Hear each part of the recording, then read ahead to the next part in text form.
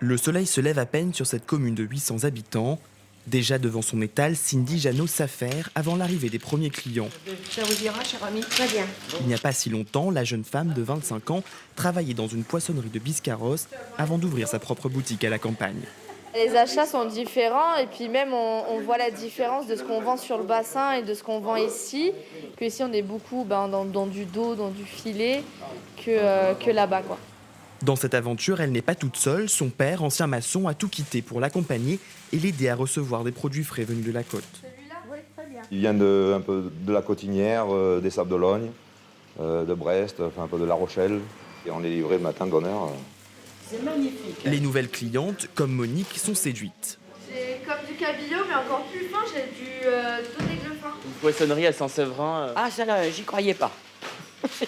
Honnêtement, je n'y croyais pas. Madame, vous venez souvent ici? Le plus souvent possible, parce qu'ils sont très gentils, ils ont de la bonne marchandise.